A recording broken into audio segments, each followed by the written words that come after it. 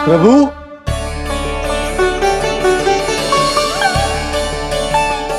प्रभु, मैंने आपके अवतार को हानि पहुंचाने का प्रयास किया, फिर भी आपने मुझे दर्शन दिया। देने ही पड़े। तुम्हें मेरे चरणों का स्पर्श जो मिल गया, तुम्हें आश्चर्य हो रहा होगा। एक साधारण से स्पर्श से तुम्हें वो मिला जो बड़े से बड़े ऋषियों को भी कठिन से कठिन तपस्या के बाद भी नहीं मिलता। इसका उत्तर तुम्हारे अतीत में छुपा है। दैत्य हिरण्याक्ष के पुत्र के रूप में तुम्हारा जन्म हुआ था।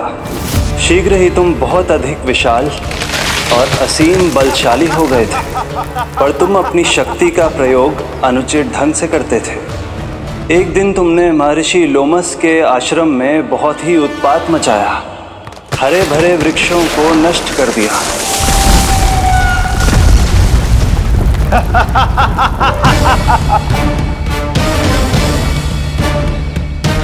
देख क्या रहे हो ऋषिवर? ये विशाल वृक्ष भी मेरे इस विराट तन के आगे कुछ भी नहीं है। जिसे स्वयं अर्जित तक नहीं किया, उस तन पर इतना अभिमान। तो सुन ले, जिनसे तेरा तन बना है, उन्हीं पंच तत्वों में इसी क्षण ये विलीन हो जाएगा। ये मेरा श्राप है तुझे, मेरा श्राप है तुझे।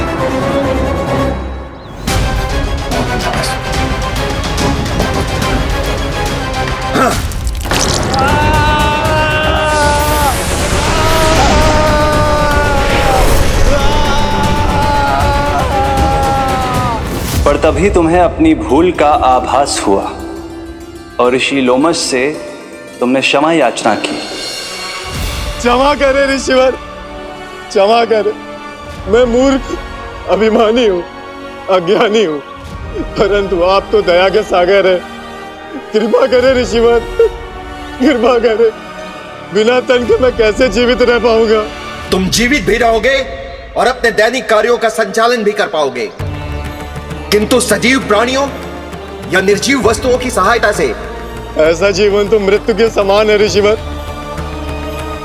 इससे अच्छा है आप मुझे जीवन से मुक्ति दे दो। मुक्ति भी अवश्य मिलेगी तुम्हें, पर जब तुम परम प्रभु श्री हरि नारायण के चरणों का स्पर्श करोगे, चरणों का स्पर्श करोगे।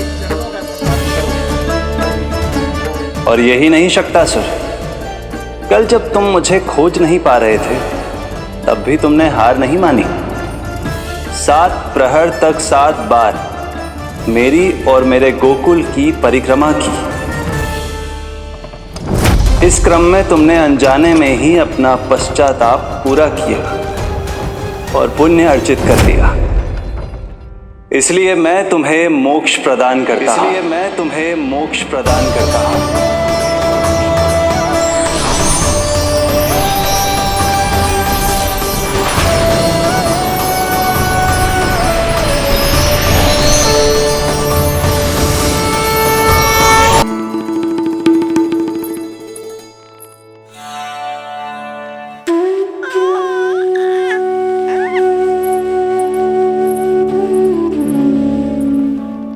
यशोदा, क्या हुआ? बोलो ना, क्या सोच रही हो? मुझे बहुत चिंता हो रही है जीजी। मेरे लल्ला के साथ कुछ ना कुछ दुर्घटना होती रहती है। अरे, अभी बाहर ही तुम सबको समझा रही थी, अब भीतर आते ही क्या हो गया तुम्हें? बाहर समझाने वाली मैं ना थी जीजी, वो तो गोकुल की रानी जसोदा थी। किंतु भीतर से मैं अपने नीलमणि की मैया हूं, बस। और एक मैया को कितनी चिंता होती है, इसे आपसे अधिक कौन जान सकता है। बहुत बड़ा धक्का लगा है मैया को इस घटना से। अब तो ये मेरी रक्षा के लिए और भी अधिक चिंतित हो जाएंगी। यंत्र का कंठक, पूजा पाठ, इतने सारे प्रहरी, सुरक्षा के प्रबंध, यदि इतने सबके बाद भी मैं अपने लल्ला की रक्षा न कर पाई, तो मुझसे अधिक अभागी कौन हो सकती है? मैं तुम्हारे मन की दशा समझती हूँ यशोदा। इसी चिंता के कारण ही तो मैंने आज तक अपने पुत्र को छुपा कर रखा है। मैं जानती हूँ जिज्जी, मैं समझती हूँ। मैंने तो नीलमणि के लिए इतने सारे संस्कार भी करो है, पूजा पाठ की है, किंतु मैंने तो आज तक अपने पुत्र का एक भी संस्कार नहीं किया है। आंसू पोंछ लीजिए बड़ी माँ, शीघ्र ही सब कुछ ठीक हो जाएगा। जब मैंने उसे जन्म दिया उसके बाद से आज तक न उसे घर के बाहर लाई हूँ न कोई संस्कार किया है। मैं तो उसका नामकरण भी नहीं करवा पाई हूँ यशोदा। उसके जन्म के समय स्वामी ने यह संदेश भिजवाया था कि उस कंस को हमारे पुत्र के बारे में तनिक भी भनक नहीं पड़नी चाहिए। तब से आज तक भय के छाव में जीती आई हूँ कि वो कंस कहीं हमारे पुत्र को भी ना मार दे, जैसे देवकी के सारे संतानों को मार दिया है। ये आशंका कभी सत्य नहीं होगी बड़ी माँ, मैं हूँ ना। माँ अपनी संतान के मन की बात बिना कहे ही समझ जाती है। आप भी समझ जाओ ना मैया।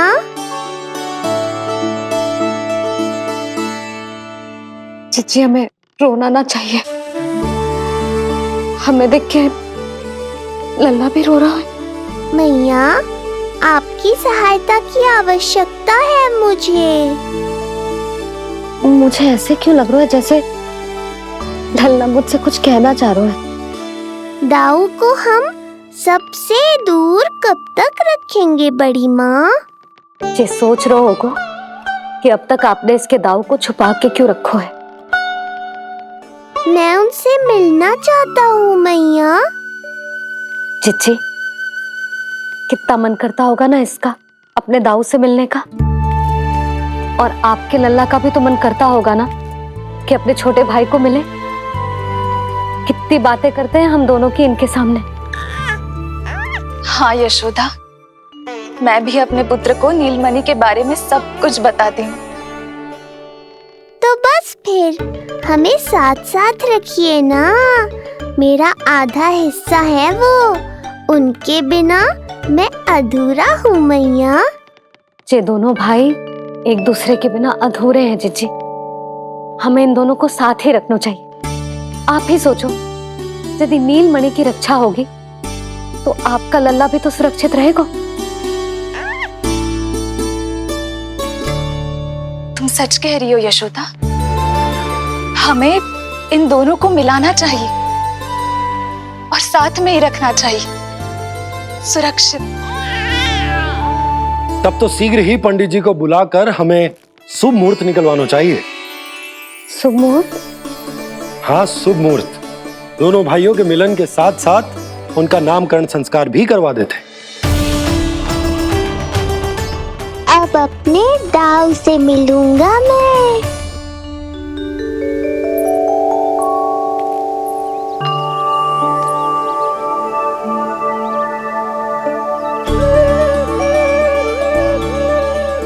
ऋषिवर की दिव्य आभा के कारण ये वातावरण कितना शुद्ध, कितना पवित्र लग रहा है ना।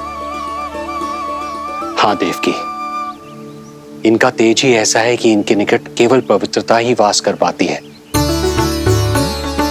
किसी भी प्रकार की दुष्टता इनके पास जाने से पहले ही नष्ट हो जाती है।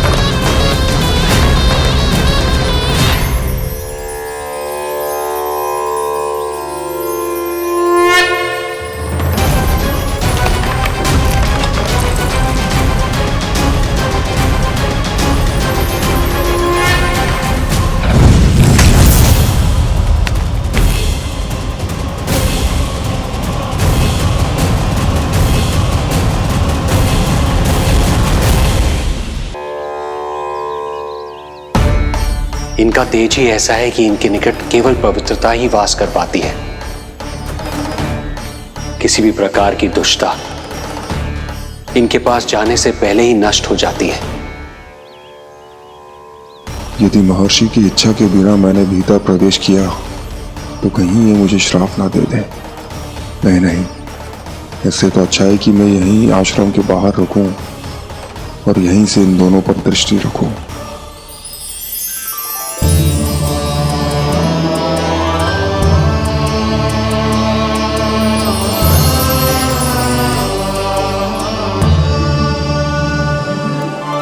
आपके आने का आभास हो गया था राजन।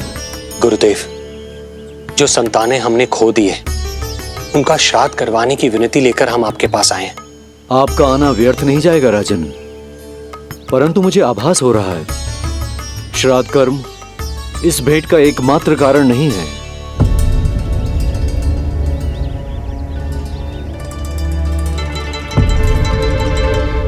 आपको उसकी या कंस की चिंता करने की कोई आवश्यकता नहीं है। निश्चिंत होकर बताइए कि आपकी इच्छा क्या है। गुरुदेव, वर्तमान में मेरी प्रथम पत्नी रोहिणी पुत्र सहित गोकुल में निवास कर रही है। हमारे उस पुत्र का और भाभी यशोदा के पुत्र का नामकरण संस्कार करवा दीजिए। बस यही हमारा सौभाग्य होगा। मुझे कुछ सुनाई क्यों नहीं दे रहा है?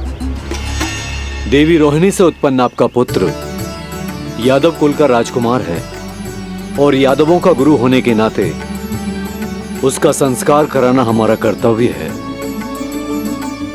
परंतु यशोदा पुत्र का नामकरण वो आप मुझसे क्यों करवाना चाहते हैं?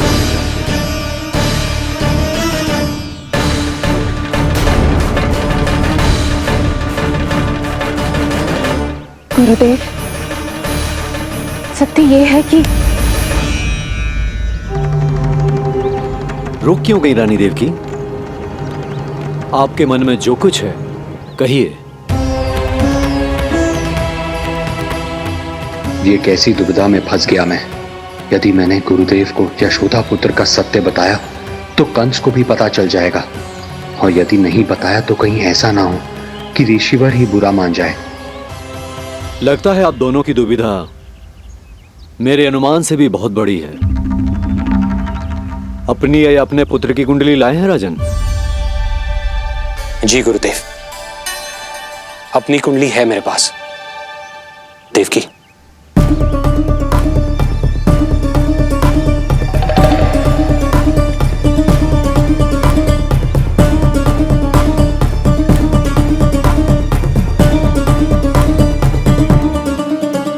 जो रहस्य आप नहीं बता पा रहे हैं राजन, वो ये कुंडली बताएगी।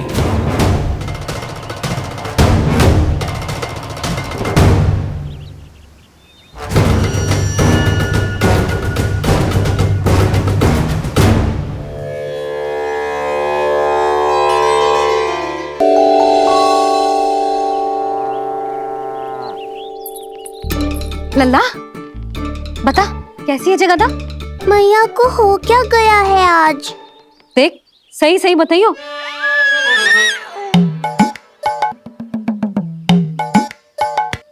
अच्छी है ना? पसंद आएगी ना उसे? हाँ? या फिर जे मोर पंख वाला मुकुट दे दूं? पहली बार मिल रहा है तू, उपहार तो देना चाहिए ना? पर बड़े तो वो है ना मैया, उपहार तो वो देंगे मुझे।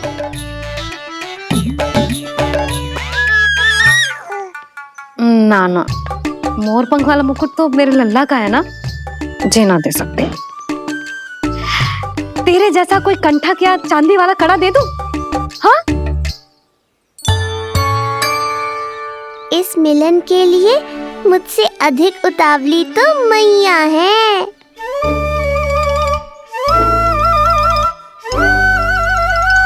अच्छा, जे उपहार छोड़, तू तो जे बता कि तू उसे बुलाएगा क्या कह के?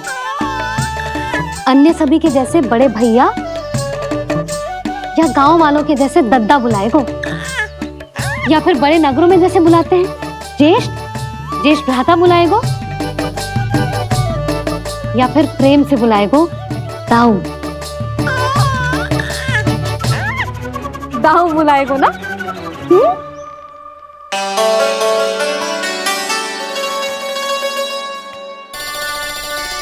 सुनो आपने, हमारे लल्ला ने निर्णय ले लियो, ये अपने भैया को दाऊ कहकर बुलाएगो। अरे वाह, लल्ला ने बोलना भले ही ना सीखो, परंतु तुम्हें बता दियो। और नहीं तो क्या, लल्ला कुछ कहे ना कहे माँ तो समझ जाती है ना लल्ला?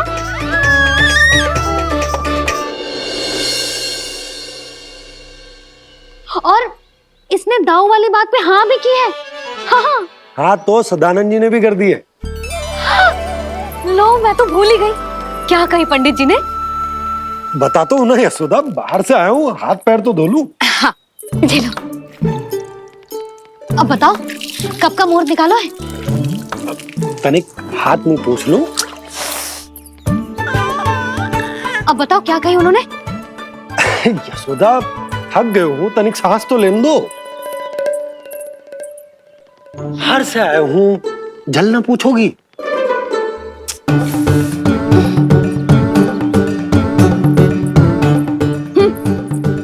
अब बता दो जी।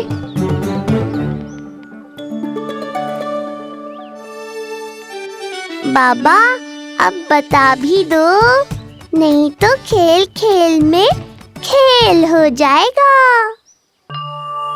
हाँ बताओ।